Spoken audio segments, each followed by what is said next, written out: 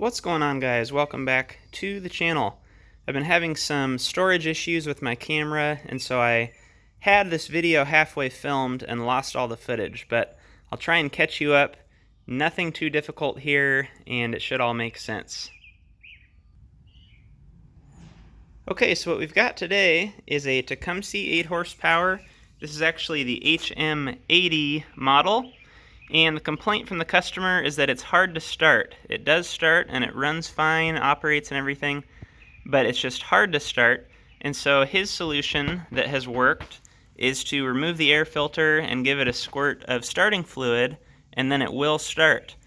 So I'll show you a couple things. The first thing that I want to check whenever there's a hard to start condition, but things do run, because if things don't start and don't run at all, we're probably talking carburetor, as you've seen on other videos. But in this case, we've got something new. So it does run, but it's hard to start. The first thing I want to check with that diagnosis, or symptom, I guess we'll say, is compression.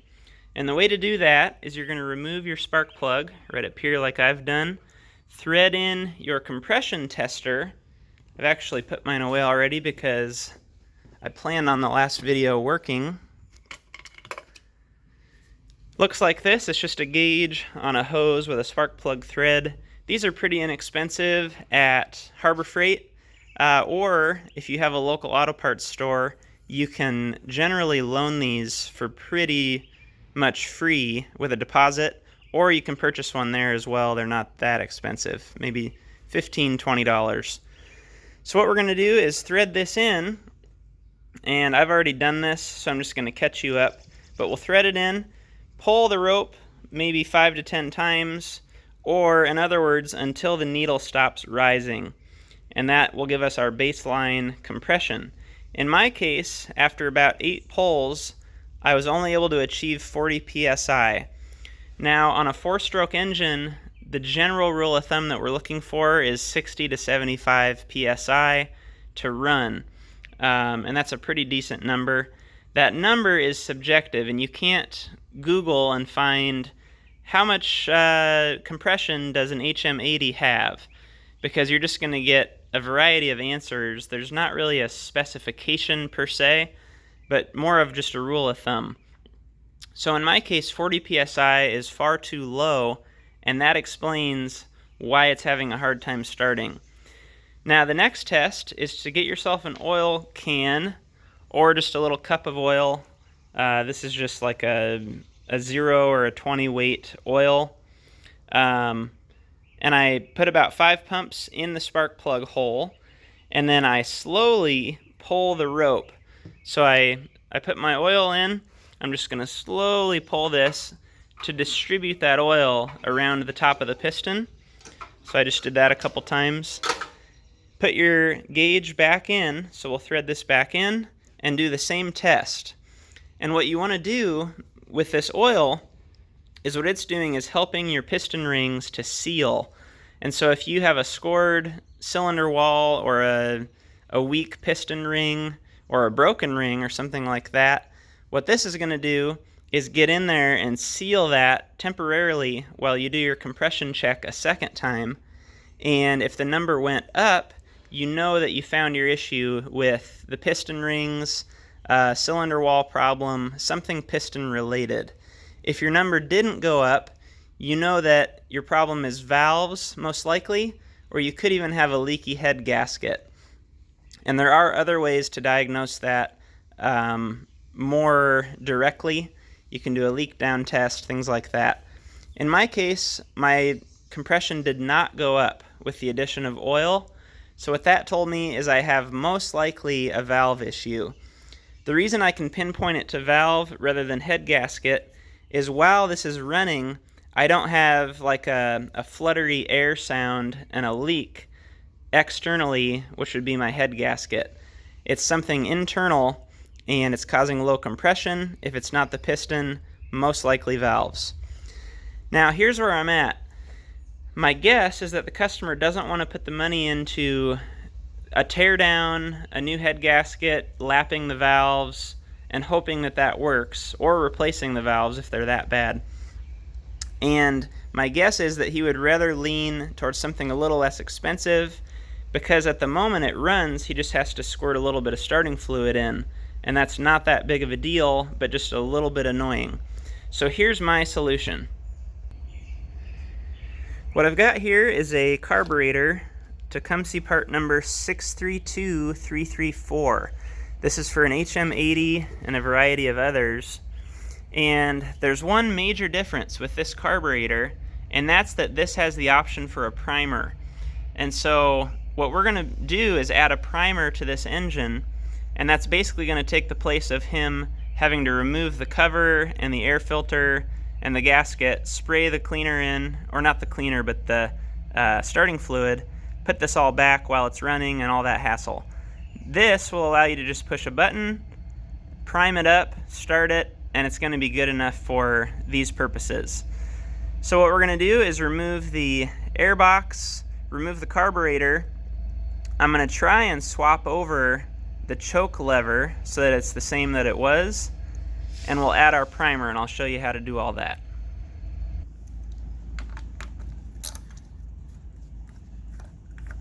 (7/16)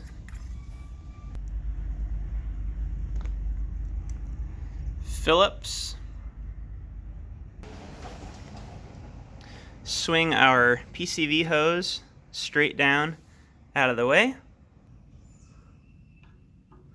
Large Phillips and 7/16 wrench. The back mounting screw is a little bit tighter, but you can get in there and hold it with the open end of your wrench. At this point, we're just going to let the carburetor hang out for a second while we loosen up the front shroud. Where I like to put these primer buttons is similar to the factory location, right on the front of the shroud somewhere. And so we're going to kind of loosen this up and tip it out enough for us to gain access to the back side. What we've got are two 7/16 bolts on the bottom corners here and on the other side, and then a couple 1/2 inchers, I think these are, yep, up on top, and we'll take those out as well. With those bolts out and a little bit of effort, we should be able to kind of pull out. Looks like our muffler shroud is holding us a little bit.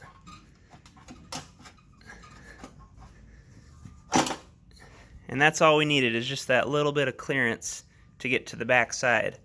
Now what I want to do is kind of look in here at a safe location to put that primer button. I don't want to go too low, obviously, or I'm going to interfere with the flywheel. Way too high, and I'm going to interfere with the head. So I kind of want to go in between. You can see that there's, maybe you can't see that, there's a big cutout in the fins of the cylinder just next to the coil. That's about where I want to go, and I think we should be fine. So if we come around here, we're looking right about where this mark is, right here. You can see there's 2 casting marks already. I'm going to go just left of that, and I think I'll be okay. So I'll show you the primer that we're going to use and the hole sizes that need to be drilled. Here's the primer I'm going with. This is just your run-of-the-mill. This possibly even comes in certain 632334 carburetor boxes. It's just universal of sorts. You can also find this on its own if you just search something like Tecumseh primer bulb, or Troy-Bilt, I know, uses these. So that's what we're looking for. Or if you've got something similar, we want the style that's pushing air, and so it's going to have a hole in the primer, and it's going to have a single barb, like so. And then mine has these 2 mounting barbs as well. So what I did is took my caliper, and I measured how big of a hole we need to mount this thing, and we're about 225. So less than a 1/4 inch, but not by much. What I found here is a 7/32 drill bit, and it measures, I think, about 215. Yep. So that's what we're going to go with, 7/32, and we're going to drill 3 holes, 2 for the mounting and 1 for the hose. and I'll show you a little trick to mark out your holes. What I've got here is just my grease gun, or if you've got a little pail of grease or something. What I'm going to do is squeeze just a little bit of grease on each of these 3 spots, and I'll show you how that looks here. Here's just a little grease on those 3. Obviously, I'm going to have to drill my first center hole before I do the second ones because it sticks out further. So I'm going to go right about on that spot and just touch it. So there's my first hole. Take our 7/32, knock that out. Be careful not to push too hard because we don't want to hit the back side. We just want to strictly put a hole through the shroud. There's our center hole for the primer. And now with the grease, I can line this up. I'm trying to show you this. And just touch it and let it go. And that shows me my other 2 hole locations, or pretty close to. Ideally, you'd probably want to center punch these so you don't walk off with your drill bit. I'm going to live dangerously and go for it. And there we go. You can see how ugly that hole on the right is. Reason being, there's a small sort of deflector back here. Those 2 marks we saw earlier is about where that is. So you want to make sure, I would say you're at least a 1/2 inch to the left of those marks, or else you're going to hit it like I did. Not a huge deal, it's just going to affect our mounting a little bit. So then, once we're ready, we can just take this and snap it in. But first I'm going to get my hose attached. I don't want to snap this in yet. I still want access to the primer hose. So I've got some just little, like, 5/32? Maybe it's a little bigger than that. Primer hose here in my hose bucket. Let's see if we can find it down towards the bottom.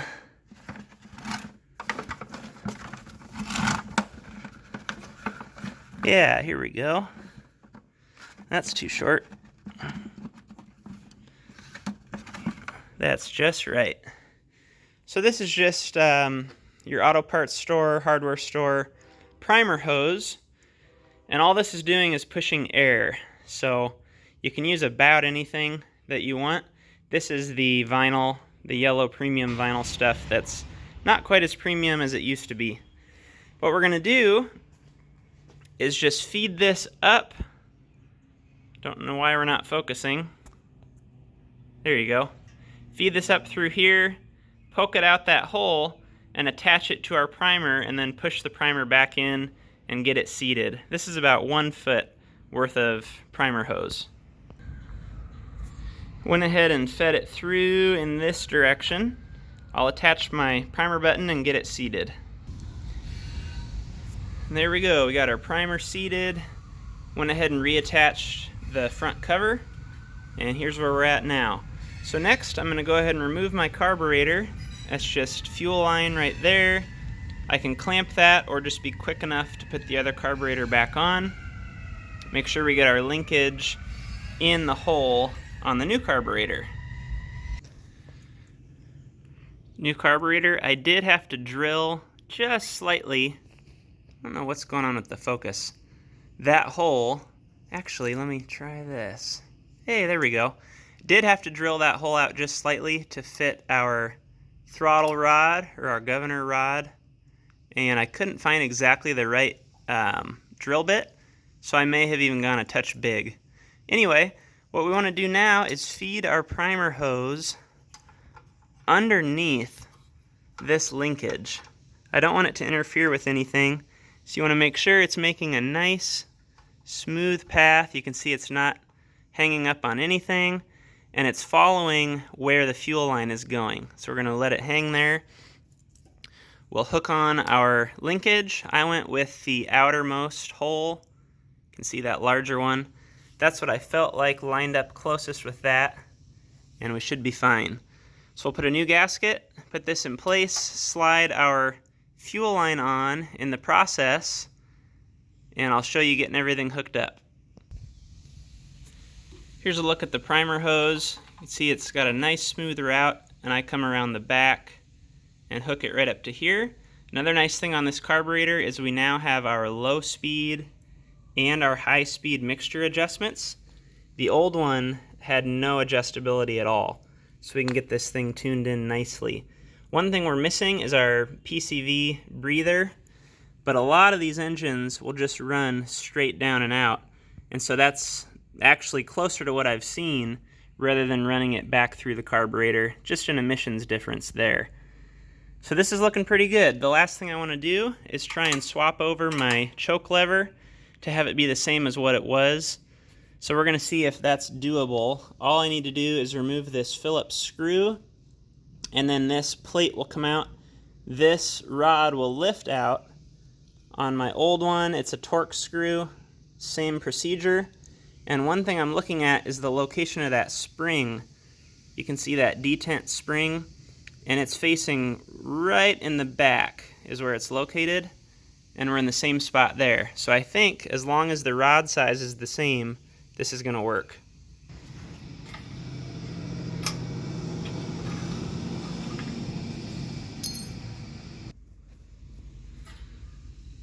There we go. One thing to remember when you're swapping things around like this is you want to keep the parts that came with that component with that part. So for example, my new carburetor had this new butterfly that fits the bore of this carburetor. So I'm using the new butterfly with the old choke rod, but then I'm using the old screw as well because the old screw went with this rod. So it gets a little confusing, but that's easy enough. Swap that over. Only thing left is our air filter, but at this point we're in good shape to test. So I'm going to roll this thing out and give it a try. Something very common that will happen on these, mostly I've done it to myself, is how I know. I've done it a number of times, is if you have this shroud off or the carburetor off, this throttle control can get swung upside down and cause you all kinds of issues. And mine is sure enough upside down right now. You want the linkage to be facing up. And so all these holes down here of adjustment are facing down right now. We want those up. The easiest way to fix this is going to be to take these 2 1/4-inch screws out and flip it up and then put them back. Alright folks, let's see how we did. So we're on full throttle. First test, will it start with no choke, no primer? No. Will it start with choke only, the way it used to be? No. How about if we give it 3 primes?